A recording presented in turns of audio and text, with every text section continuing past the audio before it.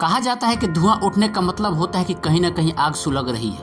एक खुशफुसाहट का अंत हो गया। जदयू के राष्ट्रीय अध्यक्ष ललन सिंह को उनके पद से हटा दिया गया। नए अध्यक्ष बिहार के सीएम नीतीश कुमार खुद बन गए हैं। ललन सिंह को हटाए जाने की खबरें पिछले एक हफ्ते से चल रही थी। इस खबर के साथ साथ यह खबर भी चल रही है कि नीतीश कुमार महागठबंधन से अलग होकर एनडीए के साथ जाएंगे। धुआं उठा है तो निश्चित ही आग भी लगी होगी, क्योंकि यह आग दोनों तरफ से लगी है। ललन सिंह पर आरोप रहा है कि वो जेडीयू के बजाय आरजेडी के लिए काम कर रहे थे। कहा जा रहा है कि जदयू को तोड़ने की भी प्लानिंग हो रही थी। निश्चित है कि महागठबंधन अब ज्यादा दिन का मेहमान नहीं है। चुनावी रणनीतिकार प्रशांत किशोर ने कहा था कि नीतीश कुमार जब भी कोई दरवाजा बंद करते हैं तो खिड़की खुला रखते हैं। मतलब साफ है कि नीतीश को भी कोई सहारा चाहिए। दूसरी ओर केंद्र में फिर से सत्ता में आने के लिए बेचैन बीजेपी को बिहार में क्लीन स्वीप चाहिए, जिसमें नीतीश कुमार उनके मददगार बन सकते हैं। आइए देखते हैं कि नीतीश कुमार को एनडीए अपने साथ लेने के लिए क्यों मजबूर है। बिहार बीजेपी के पास कोई कद्दावर नेता नहीं है। बीजेपी की लाख कोशिशों के बाद भी बिहार में कद्दावर नेतृत्व नहीं तैयार हो सका है। बिहार बीजेपी के सुशील मोदी, नित्यानंद राय आदि भी मानते रहे हैं कि बिहार में नीतीश का साथ जरूरी है। बिहार बीजेपी का अध्यक्ष सम्राट चौधरी अभी भी अपनी जाति के ही नेता है। हालांकि आज की बीजेपी किसी भी प्रदेश में कोई चेहरा नहीं बना रही है। अभी हाल ही में हमने देखा है कि मध्य प्रदेश, राजस्थान और छत्तीसगढ़ में बीजेपी ने नरेंद्र मोदी के चेहरे पर चुनाव लड़ा और सफल भी हुए। पर इन तीनों राज्यों में बीजेपी का आधार बहुत पुराना है। बिहार में ऐसा नहीं है। बिहार की राजनीति भी अलग तरह की है। बीजेपी इस बार लोकसभा चुनाव को लेकर बहुत सेफ गेम खेल रही है।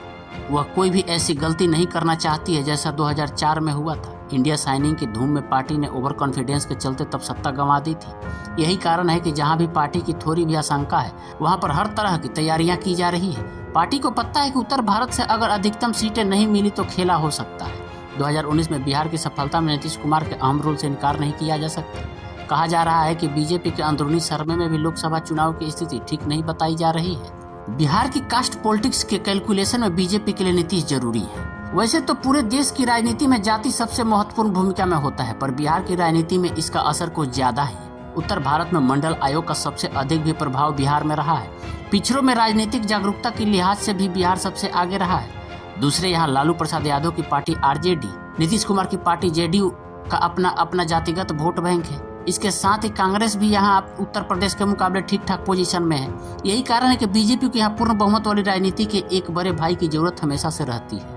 बता दें कि बिहार में 81.99% हिंदू हैं, जबकि 17.70% मुस्लिम हैं, 0.05% ईसाई, जबकि 0.01% सिख और 0.08% बौद्ध समुदाय से जुड़े लोग रहते हैं। जातियों में सबसे ज्यादा यादव 14.26% है। यादव और मुस्लिम मिलकर करीब 32% होते हैं। इस 32% वोट पर आरजेडी का एक तरफा होल्ड है, जिसे आज तक न नीतीश कुमार भेज सके हैं न बीजेपी। यही कारण है कि जब भी बीजेपी या आरजेडी अकेले चुनाव लड़ती है उसे हार का सामना करना पड़ता है। इसलिए ही तो ये दोनों पार्टियां नीतीश कुमार को अपने साथ रखना चाहती है। बिहार का क्षेत्रवार सियासी समीकरण के लिए भी नीतीश अहम है। बिहार के सियासी समीकरण अलग अलग क्षेत्र के हिसाब से अलग अलग है।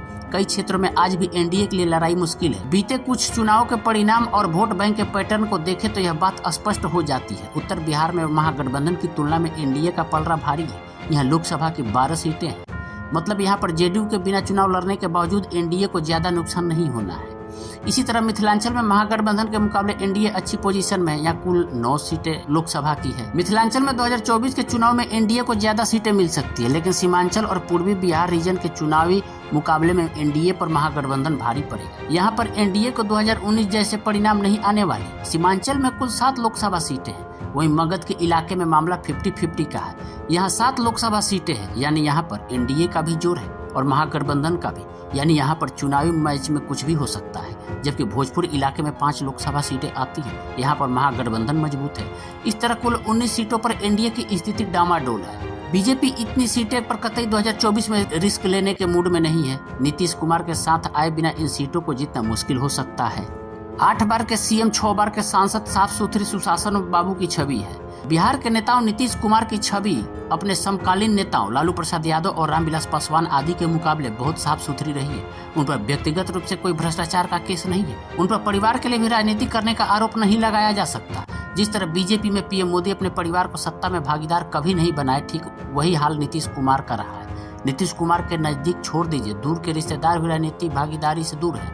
नीतीश कुमार ने कभी अपने पत्नी जब तक जीवित रही या पुत्र को भी पॉलिटिक्स बेनिफिट से दूर रखा।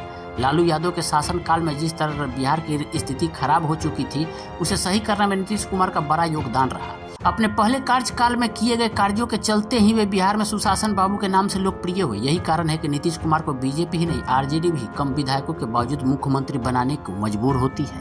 नीतीश कुमार की राजनीति एनडीए की लाइन लेंथ पर ही। आरजेडी के साथ होने के बावजूद नीतीश कुमार बहुत से मुद्दे पर एनडीए के काफी नजदीक रहे हैं। इजराइल और हमास की लड़ाई का मुद्दा हो या फिर हिंदू ग्रंथों पर आरजेडी के कुछ नेताओं द्वारा की जाने वाली तीखी टिप्पणियां, ऐसे मसलों पर जेडीयू ने हमेशा से आरजेडी से अपनी अलग राय रखी है।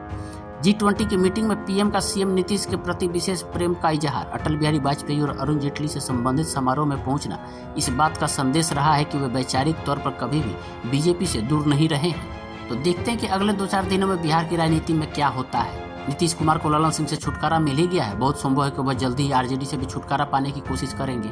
उधर एनडीए भी इसी ताक में बैठी होगी कि कब नीतीश लालू का यार ना टूटे।